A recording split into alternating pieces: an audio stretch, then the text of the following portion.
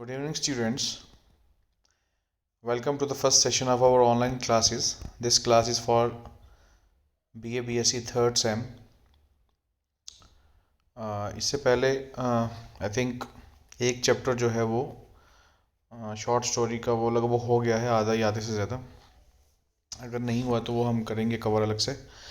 तो आज जो हम चैप्टर जो है वो स्टार्ट करने वाले हैं, this is a short story जिसका नाम है the trail of the green blazer by R K Narayan. Are K Narayan जो हैं वो हिंदुस्तान के, इंडिया के सबसे उम्दा, सबसे अच्छे स्टोरी लिखने वाले राइटर्स में से एक हैं. और जिस लहजे पे, जिस तरीके से वो स्टोरीज़ लिखते हैं, शायद ही और कोई लिख पाया है. तो इनके बारे में थोड़ी सी हम मालूमात, थोड़ी जानकारी हासिल करते हैं. नाम क्या था इनका पूरा? इनका नाम था रासीपुरम कृष्ण स्वामी अय्यर नारायण स्वामी. ये पैदा हुए ऑन 10th of October 1906 यानी 1906 में, और इनकी वफ़ात 13 मई 2001 में हुई. Commonly known as are K Narayan, इनको कॉमनली यानी आम तौर पे आर के नारायण के नाम से जाना जाता था. Was an Indian writer known for his work set in the fictional South Indian town of Malgudi. ये एक ऐसे राइटर हैं जो अपने वर्क्स के लिए जाने जाते हैं, और ख़ास करके इन्होंने जो वर्क्स लिखा, जो मतलब वर्क्स लिखे, जो काम किया, उसमें ज़्यादातर एक ऐसे टाउन, एक ऐसे कस्बे का जो है उन्होंने हमेशा सेटिंग रखी है, जो कि एक फ़िक्शनल टाउन है. फ़िक्शनल का मतलब होता है झूठा, मतलब बनाया हुआ, खुद से बनाया हुआ एक टाउन है जिसका नाम है मालगुडी. और शायद आपने कभी ये देखा हो कि इसकी ये जो स्टोरीज़ हैं, मालगुडी वाली स्टोरीज़, ये कभी DD1 पे, नेशनल जो हमारे चैनल है उस पर भी कई बार जो है वो ये दिखाई जाती थी. तो आप इसको शायद यूट्यूब में आई थिंक ये अपलोडेड होंगी, तो आप वहाँ भी देख सकते हैं. He was a leading author of early Indian literature in English along with Mulk Raj, Anand and Raja Rao. ये उन राइटर्स में से एक थे, उन अदीबों में से एक थे हिंदुस्तान के, जो कि इंग्लिश में लिख रहे थे. सबसे बड़ी बात क्या है यहाँ पे, सबसे इम्पॉर्टेंट बात ये है कि आर के नारायण की जो स्टोरीज़ हैं वो ट्रांसलेटेड नहीं है, उनका तर्जुमा नहीं हुआ है इंग्लिश में, बल्कि खुद उन्होंने इंग्लिश में ये चीज़ें लिखी हैं, ये स्टोरीज़ लिखी हैं.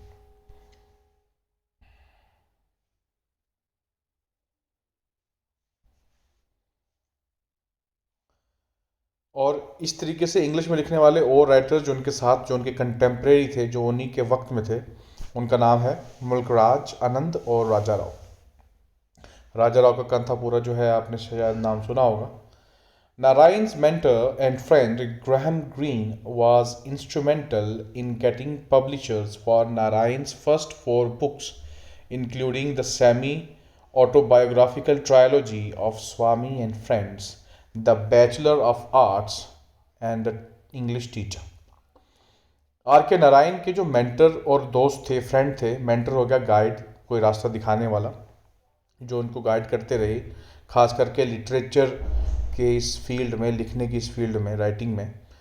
तो वो बहुत ही ज़्यादा, उनका नाम था ग्राहम ग्रीन. और ग्राहम ग्रीन जो हैं वो बहुत ही बड़े एक राइटर हुए हैं, बहुत ही बड़े नॉवलिस्ट में से एक हैं. I think the dark of the, sorry dark of नहीं, the heart of the matter जो है वो इन्होंने नहीं लिखी है, ग्राहम ग्रीन ने.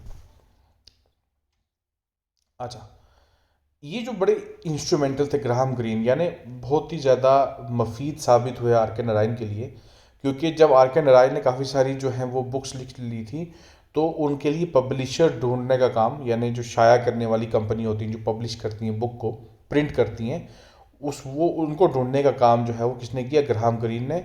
और उसी की वजह से उनकी एक सेमी ऑटोबायोग्राफिकल ट्रायोलॉजी, सेमी होता है आधा, ऑटोबायोग्राफी का मतलब हो गया खुद सवाने, यानी ऑटोबायोग्राफी का मतलब क्या होता है? कभी जब हम अपने ही बारे में, अपनी ज़िंदगी के बारे में कोई चीज़ लिखें, किताब लिखें या कोई ऐसे लिखें, दैट इज़ ऑटोबायोग्राफी.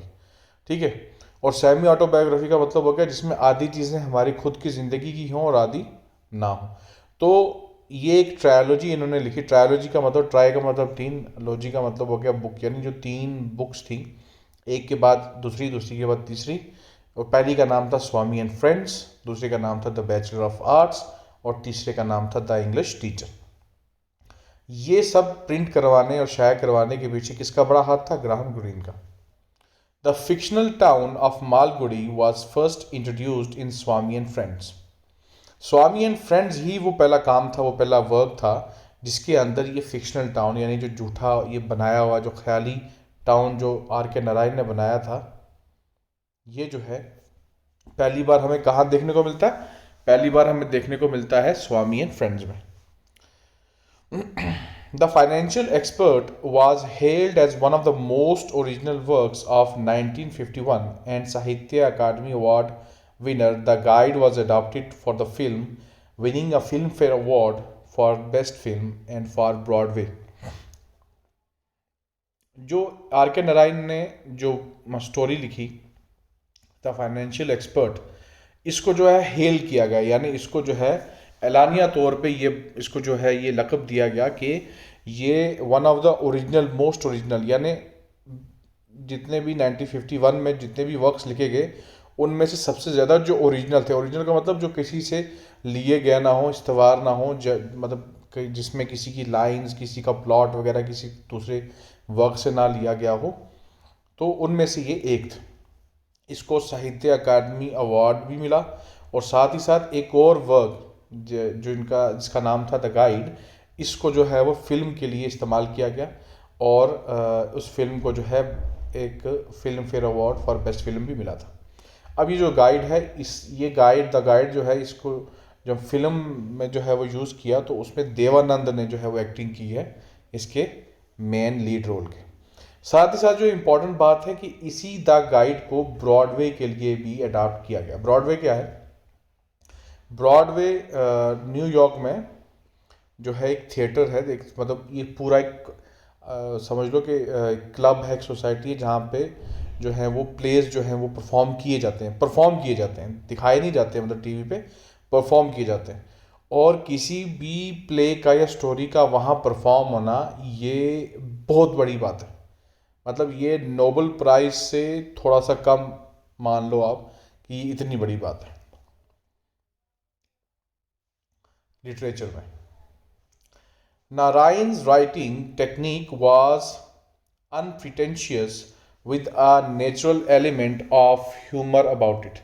नारायण यानी आर के नारायण की जो राइटिंग टेक्निक थी, यानी लिखने का जो इनका अंदाज था, जो स्कीम थी, जो टेक्निक थी, वो अनप्रिटेंशियस, यानी वो प्रिटेंशियस नहीं थी, झूठी नहीं थी, यानी किसी की या इमिटेटेड नहीं थी, यानी वो किसी को कॉपी नहीं करते थे। उनका अपना एक अलग से स्टाइल था, वो हम कहते हैं ना पंजाबी में वखरा, उनका अपना एक वखरा, एक डिफरेंट स्टाइल था लिखने का। और उसके अंदर एक नेचुरल एलिमेंट था ह्यूमर का। ह्यूमर क्या होता है? मजाक वाली चीज़, यानी मज़ाहिया चीज़, यानी जिसको पढ़ के हमें हंसी आ जाए, वो चीज़ क्या होती है? ह्यूमरस होती है। जिसको सुन के, पढ़ के, देख के कोई भी ऐसी चीज़ जिससे हमें हंसी आ जाए, जो हमें फ़नी लगे, उस चीज़ को ह्यूमरस कहते हैं। और ये जो सलाहियत होती है, ये जो प्रोसेस होता है कि जिसे हमें हंसी आती है, ये ह्यूमर होता है। तो कहते हैं कि जो नारायण की टेक्निक थी लिखने की, वो एकदम वखरी, एकदम डिफरेंट थी, और साथ ही साथ उनके लिखने के अंदाज में एक ह्यूमर था, एक ऐसी मजाक करने वाली वो आवाज़ थी, एक एलिमेंट थी जो कि और किसी में नहीं मिलती। It focused on ordinary people. सबसे इम्पोर्टेंट बात एक और जो है वो क्या है कि आप जब आर के नारायण की राइटिंग पढ़ते हैं, मतलब आप उनकी स्टोरीज़ पढ़ते हैं, तो उनकी स्टोरीज़ में कोई राजा, महाराजा, बादशाह, वज़ीर, रोमियो जूलियट या प्रिंस एंड प्रिंसेस, ये लोग करेक्टर्स नहीं हैं। आर के नारायण की स्टोरीज़ में करेक्टर्स हैं ऑर्डिनरी पीपल, आम लोग, जैसे कि आम लोग ज़्यादातर होते हैं, गरीब, अमीर, गुरबा, मिडिल क्लास के लोग, ये सारे होते हैं। Reminding the reader of next door neighbours. और जब हम इनकी स्टोरीज पढ़ते हैं और उनके करेक्टर्स को पढ़ते हैं तो हमें लगता है यार ये तो हमारी किसी पड़ोसी की बात कर रहे हैं, या हमारी बात कर रहे हैं, या हमारी कज़न की बात कर रहे हैं। Thereby providing a greater ability to relate to the topic. इससे क्या होता है कि हम रिलेट कर पाते हैं टॉपिक पे, यानी किसी भी एक इशू पे या टॉपिक पे आर के नारायण अगर वो हम दिखाना चाहते हैं स्टोरी में, तो हम उससे रिलेट कर लेते हैं, यानी उसको समझ पाते हैं और कनेक्ट कर पाते हैं।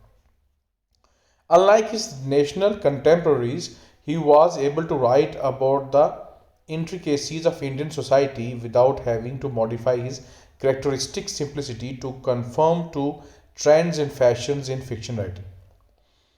एक इनमें ख़ास बात यह भी थी कि इन्होंने जो इंडियन सोसाइटी के अंदर इंट्रिकेसीज थी, जो बुरी चीज़ें थी, जैसे कि कास्टिज़म वगैरह, ठीक है, ये सारी चीज़ें जो थी, ये जो है वो अपनी राइटिंग में दिखाई हैं, अपनी स्टोरीज में दिखाई हैं, और इसके लिए उनको कोई अपनी राइटिंग स्टाइल में चेंज करने की भी ज़रूरत नहीं पड़ी, ना ही मॉडिफाई करने की ज़रूरत पड़ी, जैसा कि उस टाइम का फैशन था.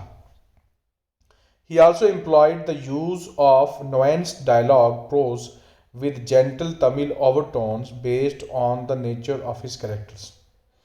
उन्होंने यहाँ तक किया कि उनके जो कैरेक्टर्स थे, तो उनका डायलॉग की डिलीवरी यानी उनकी ज़ुबान से भी ऐसे मतलब ऐसे वर्ड्स निकलवाए जैसे कि एक तमिल का बंदा जो है, तमिलनाडु का बंदा जो है वो बोलता है, बिल्कुल वैसे. Critics have considered Narayan to be the Indian Chekhov due to the similarities in their writings, the simplicity and the gentle beauty in humor in tragic situations. बहुत सारे क्रिटिक्स यानी तनकीद निगारों ने, तनकीद करने वालों ने, यानी जो लिटरेचर के ऊपर क्रिटिसिज्म करते हैं, पॉजिटिव या नेगेटिव दोनों, उन्होंने नारायण को तो यहाँ तक कह दिया कि वो इंडियन चेखोव है. चेखोव कौन है? Anton Chekhov. ये जो है कौन थे? ये रशिया के एक बहुत बड़े, और रशिया की लिटरेचर, रशियन लिटरेचर में तो सबसे बड़े जो हैं वो क्या हैं? स्टोरी राइटर हैं, और वर्ल्ड लिटरेचर में भी टॉप 5 में जो मतलब शॉर्ट स्टोरी में जो राइटर्स आते हैं उनमें एंटोन चेखोव का नाम है. कई लोग तो इनको फर्स्ट नंबर पे मानते हैं. तो कहते हैं कि काफ़ी सारे तनकीद निगारों ने इनको इंडिया का चेखोव माना, क्योंकि एंटोन चेखोव और नारायण की दोनों की जो राइटिंग्स थी, मतलब जो इनका लिखने का तरीका था, इसमें सिमिलैरिटी भी थी, ममासलत यानी एक जैसी लगती थी. इन दोनों की जो राइटिंग है वो सिंप्लिसिटी यानी सिंपल है, उसमें बिल्कुल सिंपल है, और उसके अंदर एक जेंटल ब्यूटी है, एक बड़ी ज़बरदस्त खूबसूरती है जो जेंटल है, यानी बड़ी नर्म है, बड़ी डिसिप्लिन है. और साथ ही साथ एक जो इम्पोर्टेंट बात इन दोनों की स्टोरीज में है वो ये है कि जो ट्रैजिक सिचुएशंस होती हैं, ट्रैजिक का मतलब ट्रेजिडी से रिलेटेड, यानी मान लो किसी का एक्सीडेंट हो गया, लेकिन उसमें भी कोई मजाक वाली बात जो है वो निकल आई, तो ये चीज़ें जो हैं इन दोनों की राइटिंग में मिलती हैं. Greene considered Narayan to be more similar to Chekhov than any Indian writer. Graham Greene जो इनके मेंटर भी थे नारायण के, वो ये मानते थे कि जितने भी इंडियन राइटर्स हैं, हिंदुस्तानी अदीब हैं, लिखने वाले हैं, उनमें से नारायण जो है वो ज़्यादा मिलते हैं चेखोव के साथ, यानी नारायण और चेखोव की मुमासलत ज़्यादा है. Anthony West of the New Yorker considered Narayan's writings to be of the realism variety of Nikolai Gogol. The new yorker जो न्यूज़पेपर है उसके जो एंथनी वेस्ट हैं, एक रिपोर्टर है या मतलब लिखने वाले हैं वहाँ, उसके कॉलमिस्ट हैं, कॉलमनिस्ट. तो वो मानते हैं कि आर के नारायण की जो राइटिंग्स हैं, यानी जो उन्होंने लिखे स्टोरीज, उनमें निकोलाई गोगोल का रियलिज्म भी पाया जाता है. निकोलाई गोगोल अगेन जो है एक बहुत बड़े राइटर हुए हैं स्टोरीज के, जिन्होंने रियलिज्म को एम्प्लाई किया है. रियलिज्म का मतलब हो गया कि रियलिटी को जिसमें एम्प्लाई, यानी आप कोई ऐसा आप वर्क पढ़ रहे हो, कोई नॉवल पढ़ रहे हो, शॉर्ट स्टोरी पढ़ रहे हो, और आपको लग रहा है कि यार ये तो सच है, बिल्कुल ये तो बिल्कुल इस वक्त की एक असली पिक्चर, एक असली तस्वीर है, तो उसको वो उसमें रियलिज्म आ जाता है. Narayan won numerous awards during the course of his literary career. Narayan ने जो है बहुत सारे, आर के नारायण साहब ने बहुत सारे अवार्ड जीते उनके अपने करियर में. He won his first major award in 1960, the साहित्य अकादमी अवार्ड फॉर द गाइड. सबसे बड़ा जो उन्होंने जो है वो अवार्ड अपनी पहला जो हासिल किया बड़ा अवार्ड वो था 1960 में साहित्य अकादमी अवार्ड द गाइड के लिए. When the book was made into a film, और उसके बाद फिर इसी मैंने आपको बता दिया कि इसी को फिल्म में जो है वो अपनाया गया द गाइड को, और फिर इसको बेस्ट फिल्म अवार्ड भी मिला. वो भी किस वजह से? स्टोरी की वजह से. In 1964 he received the Padma Bhushan during the Republic day honours. 1964 में इनको पद्म विभूषण, अगेन ये एक इंडिया का सिविल जो है वो बहुत बड़ा एजाज़ है, बहुत बड़ा अवार्ड है। In 1980 he was awarded the A.C. Benson Medal by the British Royal Society of Literature। अच्छा ये बड़ा इंपॉर्टेंट है कि British royal society of literature ने 1980 में A.C. बेंसन मेडल से नवाजा आर के नारायण को, of which he was an honorary member, और इस रॉयल सोसाइटी ऑफ लिटरेचर के ये एक ऑनररी मेंबर भी थे, एजाजी मतलब एजाजी मेंबर भी थे। In 1982 he was elected an honorary member of the American Academy of Arts and Letters, और 1982 में इनको जो है American academy of arts and letters जो है वो जो मतलब ऑस्कर्स वगैरह उससे लिंक्ड भी है, शायद वो वही करते हैं, तो उसका एजाजी मेंबर भी इनको बनाया गया। He was nominated for the Nobel prize in literature multiple times but never won the honour. इनको बहुत बार नॉमिनेट किया गया, यानी बहुत बार नॉमिनेशन में इनका नाम आया नोबल प्राइज़ फॉर लिटरेचर के लिए, लेकिन उन्होंने जीता नहीं कोई। इन मई 2001 नारायण वॉज हॉस्पिटलाइज। 2001 में इनको हॉस्पिटल में भेज दिया क्योंकि बीमार हो गए थे। A few hours before he was to put on a ventilator he was planning on writing his next level a story about a grandfather. बीमार होने से कुछ घंटे पहले जो है ये प्लान कर रहे थे अपना नेक्स्ट नावल लिखने के लिए। नॉवेल्स भी बहुत सारे लिखे थे, जैसे द गाइड जो है वो एक नावल ही है, ठीक है। तो और ये जो नेक्स्ट नावल था ये लिखने वाले थे एक ग्रैंड फादर के ऊपर, किसी मतलब एक दादे के करेक्टर को लेके। As he was always very selective about his choice of notebooks he asked N Ram to get him one. अपनी जो नोटबुक्स थी यानी जिस पे वो लिखते थे वो उसमें बड़े सिलेक्टिव होते थे, यानी हर किसी नोटबुक के ऊपर नहीं लिखते थे, वो कोई चुनिंदा जो नोटबुक्स होती थी उस पर लिखते थे। तो उन्होंने एन राम जो उनके साथी थे उनको कहा था कि एक नोटबुक मेरे लिए ले आओ। However Narayan did not get better and never started the novel. लेकिन वो ठीक नहीं हो सके और नावल को स्टार्ट नहीं कर सके। He died on 13 May 2001 in Chennai at the age of 94। 94 साल की उम्र में 2001 13 मई को उनकी डेथ हो गई चेन्नई में, ठीक है। तो ये हमने पढ़ लिया किसके बारे में, हमारे राइटर के बारे में।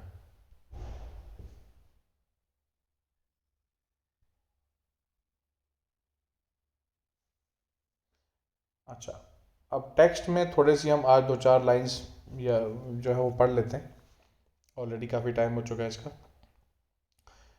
The green blazer stood out prominently under the bright sun and the blue sky। Green blazer, blazer का मतलब क्या हो गया? ब्लेजर तो वैसे हम कोट को बोलते हैं, ठीक है, पता ना आपको। कोट जैसा जो होता है कोट ही होता है, डिफरेंट क्या होता है कि एक सूट का कोट होता है और एक अलग से मतलब जब आप किसी चीज़ के ऊपर भी पहन सकते हो वो ब्लेजर होता है। तो एक ग्रीन कलर का ब्लेजर जो है वो स्टूड आउट प्रोमिनेंटली, यानी वो खड़ा था बिल्कुल सामने अलग थलग सबसे, अंडर द ब्राइट सन, चमकते हुए सूरज और ब्लू स्काई के नीचे। In all that jostling crowd one could not help noticing it. इतनी सारी भीड़ भाड़ में और इतनी ज़्यादा धक्का मुक्की में हर कोई ना कोई जो है वो उसको नोटिस ज़रूर करता, यानी कोई भी होता मेरी जगह तो उस ग्रीन ब्लेज़र को नोटिस ज़रूर करता, क्योंकि अब बाकी लोग जो हैं वो उन्होंने और टाइप के कपड़े पहने हुए थे, लेकिन ये एक शख्स था जिसने ग्रीन ब्लेज़र पहना हुआ था। Villagers in shirts and turbans, गांव के लोग जो हैं वो किसी ने शर्ट पहनी हुई थी, किसी ने टर्बन पहना हुआ था, यानी कुछ लोगों ने शर्ट्स पहनी हुई थी और टर्बन नहीं पहना हुआ था, कुछ लोगों ने शर्ट्स भी पहनी हुई थी और टर्बन यानी पगड़ी भी पहनी हुई थी। Townsmen in coats and caps, beggars bare-bodied, and women in multicolored sarees were thronging the narrow passage between the stalls and moving in great confused masses, but still the green blazer could not be missed। अब ये जगह कौन सी थी? ये बाज़ार था किसका? उस टाउन का। और वहाँ पे क्या था कि जो छोटे छोटे नैरो पैसेज, नैरो का मतलब हो गया बिल्कुल कम जगह हो, जिसको हम अपने लोकल लैंग्वेज में सोड़ा बोलते हैं ना, यानी कम जगह हो, मतलब जहाँ पे जो वाइड ना हो। तो वहाँ पे मतलब नैरो जो पैसेज थी, नैरो रास्ते थे, और वहाँ पे कई सारे लोग थे जिन्होंने शर्ट्स और पगड़ियाँ पहनी हुई थी, कुछ ने कोट पहने हुए थे, कुछ ने कैप्स पहनी हुई थी। जो बेगर्स थे यानी भिखारी थे बेचारे, वो बेयर बॉडीड यानी उन्होंने कोई कपड़े नहीं पहने हुए थे, वो बगैर कपड़ों के थे। विमेन जो औरतें थी उन्होंने मल्टी कलर्ड साड़ीज़ यानी अलग अलग कलर की साड़ीज़, और एक साड़ी में कई सारे रंग जो है वैसे की साड़ियाँ पहनी हुई थी। लेकिन फिर भी इस ग्रीन ब्लेजर को मिस नहीं किया जा सकता था, यानी इस पे हमारी नज़र ज़रूर पड़ती। The jabber and babble of the market place was there. अब जितनी भी मतलब अब बाज़ार में आप जाते हैं तो आप देखते हैं ना, शोर होता है, कोई इधर से बात कर रहा है, कोई उधर से बात कर रहा है, समझ नहीं आ रही होती कि कोई क्या कह रहा है। वो मतलब इस बाज़ार में हो रहा था। एज पीपल हैरांग्ड डिस्प्यूटेड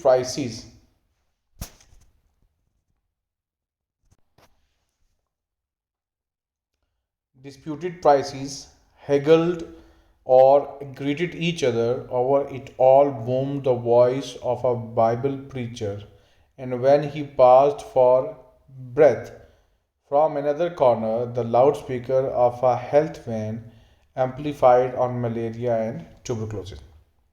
क्या the jabber and the babble of the market place was there, मतलब जितने भी शोर शराबा था बाजार का वो था उस बाजार में। एज पीपल हैरेंग्ड डिस्प्यूटेड प्राइसेस, के लोग जो हैं वो, हैरेंग का मतलब हो गया कि ज़ोर ज़ोर से बोलना, स्पीच देना, ज़ोर ज़ोर से बोलना। डिस्प्यूटेड प्राइसेस और मतलब प्राइसेस यानी कीमतों में डिस्प्यूट करना, वो क्या बार्गेनिंग करते हैं ना, नहीं जी इतना नहीं, हम इतना देंगे, नहीं जी आप ज़्यादा लगा रहे हो, ये सब जो है वो चल रहे थे। ग्रीटेड ईच अदर, एक दूसरे को ग्रीट कर रहे थे। धक्का मुक्की चल रही थी, छोटी मोटी चलती रहती ना बाजार में, इधर उधर, हाँ जी साइड हो जाओ, ये करो वो करो, एक दूसरे को ग्रीट कर रहे थे, यानी गुड मॉर्निंग गुड इवनिंग वगैरह। और एक तरफ से जो है वो बाइबल प्रीचर की आवाज़ आ रही थी, यानी एक जो कोई क्रिश्चियन पादरी थे वो जो है बाइबल को प्रीच कर रहे थे।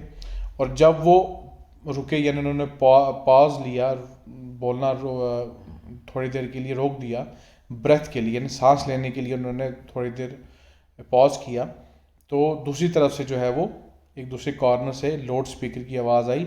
और वो लाउड स्पीकर किसका था? एक हेल्थ वैन का, हेल्थ डिपार्टमेंट की जो वैन थी उसका जो है वो लाउड स्पीकर था। और उसमें जो है वो ज़ोर ज़ोर से जो है वो चल रहा था, किसके बारे में? मलेरिया और ट्यूबरकुलोसिस के बारे में उस लाउड स्पीकर से ऐलान किया जा रहा था।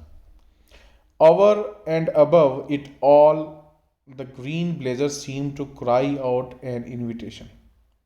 ये सब होने के बावजूद इसके ऊपर ऊपर जो है, मतलब हम देखें तो मुझे ऐसा लग रहा था कि ग्रीन ब्लेज़र जो है वो अपने आप जो है वो लोगों, मतलब मुझे अट्रैक्ट कर रहा था, खास करके राजू को। ये राजू की बात चल रही है, यानी राजू को अट्रैक्ट कर रहा था। यानी इतना कुछ डिस्ट्रैक्शन के बावजूद, शोर शराबे के बावजूद, राजू को जो है वो ग्रीन ब्लेज़र जो है वो अट्रैक्ट कर रहा था। Raju could not ignore it, Raju उसको इग्नोर नहीं कर सका, अवॉइड नहीं कर सका। It was not in his nature to ignore such a persistent invitation. ये राजू की नेचर नहीं थी कि वो इग्नोर करे एक ऐसी इन्विटेशन की, यानी उसको लग रहा था कि ये जो ब्लेज़र है, ग्रीन ब्लेज़र जो है, ये मुझे अपनी तरफ बुला रहा है। He kept himself half aloof from the crowd. Raju ने अपने आप को क्राउड से थोड़ा, यानी भीड़ से थोड़ा दूर रखा। He could not afford to remain completely aloof nor keep himself in it too conspicuously. वो इस बात का एफोर्ड नहीं कर सकता था, यानी वो इस बात का रिस्क नहीं ले सकता था कि वो बिल्कुल ही भीड़ भाड़ से अलग हो जाए या बिल्कुल भीड़ भाड़ के अंदर फंस जाए। Wherever he might be, he was harrowed by the fear of being spotted by a policeman. क्योंकि राजू के पीछे पुलिस लगी हुई थी, इसलिए वो जहाँ भी जाता था उसको डर रहता था हमेशा कि मुझे पुलिस वाला कोई देख जाएगा, इसलिए वो बिल्कुल अलग भी नहीं हो सकता था भीड़ से, और बिल्कुल भीड़ के बीच में जा भी नहीं सकता था क्योंकि वो फंस सकता था वहाँ किसी जगह। Today he wore a loin cloth and was bare bodied. आज राजू ने क्या पहना हुआ था? एक लाइन क्लोथ, यानी जो शेर की जो चमड़ी की टाइप का क्लोथ होता है, यानी कपड़ा होता है, वो पहना हुआ था। और बेयर बॉडी यानी शर्ट उसने नहीं पहनी हुई थी। And had wound an enormous turban over his head, और अपने सर पे उसने बांध लिया था, वाइंड किया हुआ था क्या, एक इनॉर्मस टर्बन, एक बड़ी सी पगड़ी, विच over shadowed his face completely, जिससे उसकी शक्ल बिल्कुल भी पहचानी नहीं जा रही थी। And he hope that he would be taken for a pigeon from a village, और उसको ये उम्मीद थी कि जो भी उसको देखेगा उनको यही लगेगा कि ये गाँव से आया हुआ कोई किसान है, कोई पीजेंट है। ठीक है, तो आज के लिए इतना ही रखते हैं। Good bye.